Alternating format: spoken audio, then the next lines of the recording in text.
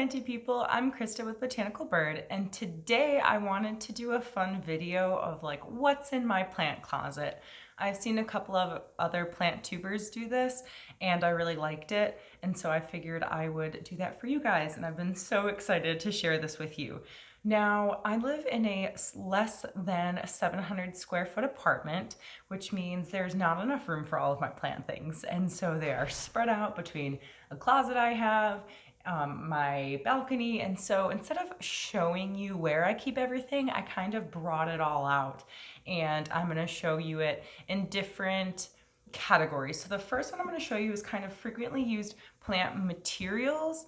Then I want to show you pest control, and then finally potting materials and pots and things like that. So to start, frequently used plant materials. One of my favorite things that's a pretty new purchase for me is this repotting mat, and it's kind of like a tarp material, and I think it's like 3 feet by 3 feet. And my favorite thing, well, one of my favorite things about it is that the corners have snaps, and so it kind of creates this like cupped edge for you while you're potting anything or doing anything where it could get messy, which with plants, practically everything. And it's of course waterproof because it's that tarp material. So 10 out of 10 would recommend a repotting mat or plant mat. I got mine on Amazon for pretty cheap. Next, I have my watering can. When I'm doing plant care weekly, I kind of just fill this up many times and I just walk around watering the plants that need it. Even though I'm indoors, I find a watering can to be very helpful because of the slim nozzle. A lot of times if I'm trying to use like a big gallon jug or anything that has a wider nozzle, it's not as exact and I end up spilling more water. So would recommend a watering can. Next, I have many spray bottles, and I need to do research to figure out if misting actually increases humidity or not. I've heard conflicting information, so that will require research, but for now I'm doing it. So I have a mister for tap water and then a mister for distilled water because I have lots of calathea and they are notoriously picky with water quality. So when I go around daily misting my plants, I use these two. Next, I have my jug or gallon of distilled water that I just get from the grocery store. So there's some plants like calathea that I will both mist and water with distilled water. Next, I have a turkey baster, and this is for when I'm watering my hanging baskets.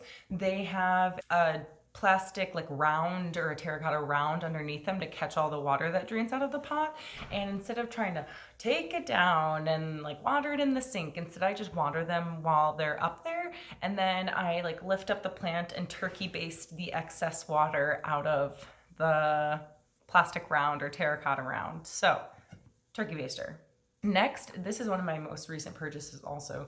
This is a hydrometer, and you can get hydrometers that measure the moisture in the water, also sunlight. I guess maybe it's like based on the temperature of the soil, and then pH. This one straight up just measures how moist the soil is. So what I do is I stick the probe in the soil, and then it tells me on a scale of 1 to 10 how dry or moist the soil is. And that's really helpful for my really big pots where like just because it's dry 3 or 4 inches down doesn't mean it's dry all the way at the bottom. Or my plants that are even more precious to me that I want to make sure I'm really not overwatering, I'll use this.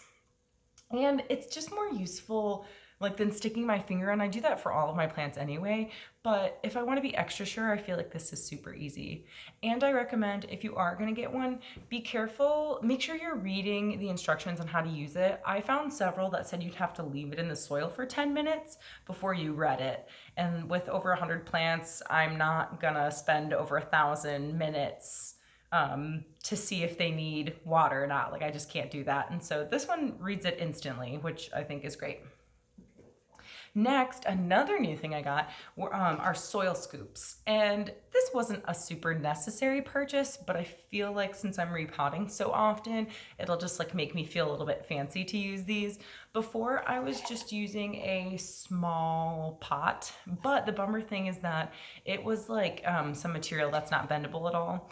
And so for like really small pots, when I'm trying to scoop up the soil and like pour it in there, it would kind of go everywhere. And granted, these ones aren't bendy either. I wasn't sure when I bought them, but because they have the specially shaped opening, I feel like that will help a lot. And it came with 5. I have one more over there, and I don't need 5, but that's how it came. And so yeah, I'm like pretty excited to use these.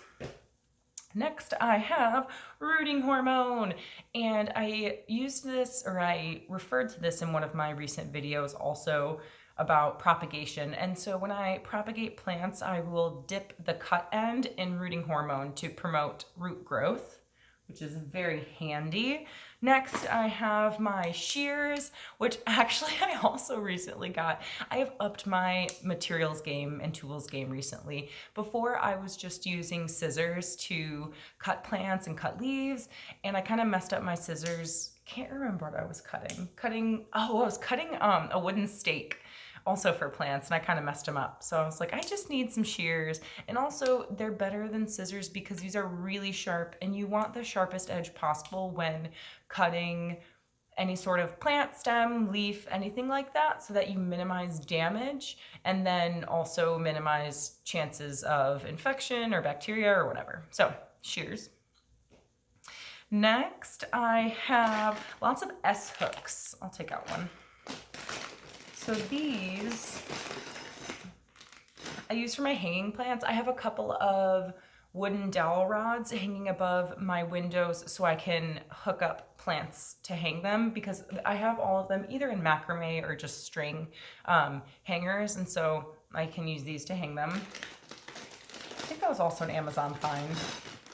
Next, I have sticky traps, and these are promoted by a lot of plant tubers like Becca de la Plants, Harley G, and so I was like, hey man, if they trust them, so do I. So they're Carsome yellow sticky traps, save the planet, and they look like this, and the white part is covering the adhesive. So when you take those off, and then you just stick this arrow part in the soil, and it just sits there, and it attracts different bugs. I just found out, thanks to Becca de la Plants, that lots of bugs like fungus gnats are attracted to yellow, so that's why they're yellow, and they're kind of an eyesore, but I'd rather have yellow things sticking out of my plants than fungus gnats everywhere. So just saying, pick your poison. Next, I have some measuring spoons that have seen better days, but this is for like when I'm measuring out fertilizer or neem oil or anything where I have to measure a specific amount of anything for plants. I don't want to use my food utensils, so I have a set of measuring spoons that's just for plant stuff. Next, I thought this was super cute. I haven't used this yet, but this little green shovel comes with the sticky traps. So I imagine it's so you can like dig in there to stick the arrow. But I haven't used it, but I find it very funny. So maybe instead of a soil scoop, I can use this. Okay, next, one of my favorite tools is my knitting needle. This one's metal, and I use this so frequently. I use this when I'm aerating the soil, so poking holes in the soil to allow drainage to increase, so water can soak into the soil better instead of going off the sides of the edge of the soil in the plants, and also to allow oxygen a better route to roots. So knitting needle, would recommend. Next, I have an expo marker, and this is for all of my plants. I have little care cards. So it says the plant's name, their light requirements, when I can fertilize them, and their water requirements, and any other additional information. And so I use my expo marker to mark the last date I fertilized them, because it's hard to keep track after you have lots of plants. So I use that. And then my last material that I actually don't use very often are gardening gloves. And I don't know if it's just like an extra step and I don't want to take it or what the deal is, but I very infrequently use gardening gloves. And I don't like my hands feeling dirty. I feel like I hate that, but I guess I don't hate it enough to wear them. So I don't know. All right, moving on to my next box, which is, like pest treatment box. All right, let's see. Ta-da! We have our new bin. Okay, so this bin is all things pest control, or things that I mix in with soil and other things like that. So the one I'd say I use the most is hydrogen peroxide, and there are some great videos on YouTube about the many uses for hydrogen peroxide in plants. From watching other plant tubers' advice, I use hydrogen peroxide often to mix with water and then water the soil of plants, and you'll hear this like awesome fizzing because the hydrogen peroxide is killing any bacteria, any eggs of any pests that are living in the soil. Or if your roots are venturing on the whole root rot side of things, you can water it with part water, part hydrogen peroxide to kind of dry things up a little bit more. And when I do that, I mix half hydrogen peroxide and half water. But that's not something you can do very frequently. I was recently listening to a video by, it was either Harley G or Becca de la Plants. I refer to them so much. I watched like all of their videos. And they were saying don't do that more than like 2 times a year or something. So it's not a daily thing you can do. So hydrogen peroxide, 10 out of 10, would recommend. Next, mosquito bits. You can tell I've been using them a lot. These are another method of defense for fungus gnats. So the idea is that you sprinkle them on top of the soil, and then as you water the soil, the goodness kind of like seeps down, but it tends to grow kind of like mold or something on top. And so something that Harley G has recommended is just mixing it in with your soil mix. So that's why I've used so much, is as like a preventative. When I'm mixing soil for different plants, when I'm repotting them, I just add mosquito bits. Next, I have fertilizer, and I got the concentrate because this is gonna last me just forever. And so I mix this, it tells you on the back like how much per like gallon of water. And so I have a jug of just fertilizer mixed with water so that I don't have to measure it like, okay, how much volume is my irregularly shaped watering can? I can just have it in the gallon. So that's helpful. Next, I have rubbing alcohol, and that's also very helpful for treating any pests. I just made this spray per a plant tuber's recommendation, and it was mixing rubbing alcohol, water, and dish soap. And I was just kind of guessing on the amounts, but I put it in a spray bottle and I was spraying the leaves of a plant that had spider mites. So oftentimes in treating pests, rubbing alcohol can come in handy. I was wiping the leaves with just straight alcohol, and the leaves are turning yellow. So I would not recommend doing it using rubbing alcohol if it's not diluted. Definitely add more water to it, water it down, otherwise it's gonna damage the leaves, in my experience. And the last line of defense I also have for pests is neem oil, and I have concentrate and then I just mix it in with water in this bottle.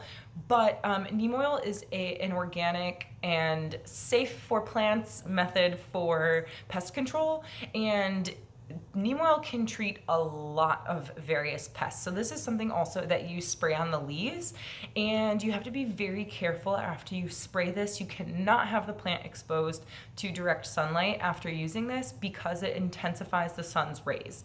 So I had a plant that I sprayed with neem oil, and then I kept it in its very sunny spot, and it kind of just burns the leaves. So I would not recommend doing that. All right, that is everything for my pest control box.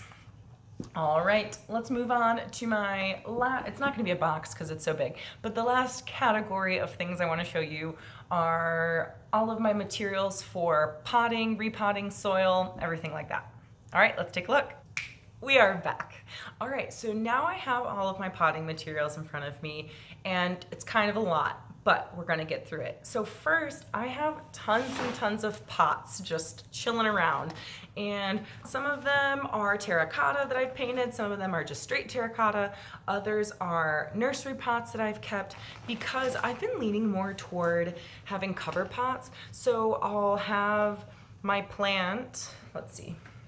I'll have my plant in the nursery pot it came in so that it has like really good drainage, and then I just boop, stick it into terracotta so it looks cute, but it's also very functional. And then I can take it out of the cover pot to water it. Although if it's terracotta, my cover pots already have holes in them. So that's kind of a bummer. It sort of defeats the purpose of a cover pot, but either then I will take the plant out to water it in the sink, or I will have a plastic round or terracotta round under it to catch that water.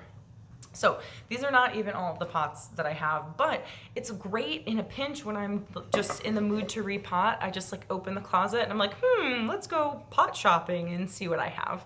Granted, sometimes I don't have like the perfect pot, and some of them I've actually had to cut, but that's besides the point. All right, so I have lots of pots, and in that same vein, I have all of these rounds. So I have them in all different sizes. I was using plastic a lot at first because it was cheaper than terracotta, but now I'm really liking the way that the terracotta rounds look with other terracotta pots. But I don't find that they are as effective in catching water as something with higher walls like the plastic rounds. So I don't know, pros and cons for each. All right, next I have bamboo stakes, and these I just got on Amazon. I think they're like a couple feet, 2 feet long. There you go. And these are for staking different plants. So if I have a plant that's rocking some lean and I want it to kind of come back to center line, I might put a stake in the soil, and then I often use, that's another thing I should have showed you. I often use yarn, like knitting yarn, which is really soft, and my sewing scissors to tie the plant to a stake. You want to be really careful not to use zip ties or anything that can girdle the plant, because that could damage it for sure. So I use like craft yarn to do that, and I have it in I had it in gray, black, and green, and so I just have been using that. Stakes. Next, I guess we'll start getting into the material. Okay, so I use lots of different things to mix in to the soil that I use. So the main base is coco coir, and this looks super ugly. So coco coir, when it got shipped to me, it was in this block, and I'd never used it before, so I was just reading the instructions, and you basically have to wet it, and then it kind of dissolves and expands a lot. And so it the instructions said do this in an area where you can keep it contained, but also where there's good drainage and you have water. And so I was like, well, in an apartment, the only thing that fits that description is my bathtub. So my boyfriend thought I was so ridiculous. I was sitting in my bathtub with this block of dirt, and it expanded and filled the entire bathtub. If I have any pictures of it, I will put them here, but I can't remember if I saved them, so I'll try to find one. But it looked like I was sitting in front of a bathtub of crap, and it was very tedious. And then trying to get all of that soil to dry was very difficult, but it was a really, really great story. So coco coir is the base of my soil mix. And then I'll often add orchid bark, which is just pieces of bark. And that kind of makes the soil chunkier and more airy so that oxygen and water can flow through better. Next, I have it in a plastic bag because it gives off this crazy dust. It's horticultural charcoal, which I'll mix in, which absorbs extra water, so protecting the roots from root rot. Then I have pumice, which is actually, I found out that it also is a type of volcanic rock like perlite, but it's little pieces of rock, once again, to break up the soil, make it more airy, and allow water to pass through better. And then finally, I have rocks. You can add it to soil to make it, once again, more airy. I have been using it for pebble trays for different plants that need higher humidity. You stick a plastic round under it, you fill it with rocks, fill water just below to the top line of rocks, and then set the plant on top. And as the water evaporates, a lot of moisture will go to those leaves to keep them hydrated. So all of these additives that I've mentioned, in addition to the coco coir, those are often referred to as amendments. So if you hear soil amendments, they mean those things. Things that you can add to the soil to make it easier for water to get through and dry out so that your roots don't get root rot. Then the last material I have, and this is new, is sphagnum moss. And this can be used in propagating plants if you moisten it and then put plant cuttings in it. It's a really great environment because it can hold a lot of water, but then it dries up really easy. Or for moss poles. So if I want a vining plant to start climbing up, I can make a pole with sphagnum moss and then kind of tie the plant to the pole and it'll start growing up. And eventually the leaves will get even bigger. All right, y'all, I hope you enjoyed seeing all of the crazy plant materials that I have in my apartment. And if you want, I'd love to hear you comment below with your favorite plant materials, or if you have any questions about any of the ones that I showed you today. And if you like this video, I'd love to see you subscribe to my YouTube channel, which is Botanical Bird. Bird is with a U, not an I. And follow me on my Instagram, which is at botanical_bird. All right, y'all, don't forget, I'm rooting for you. Bye.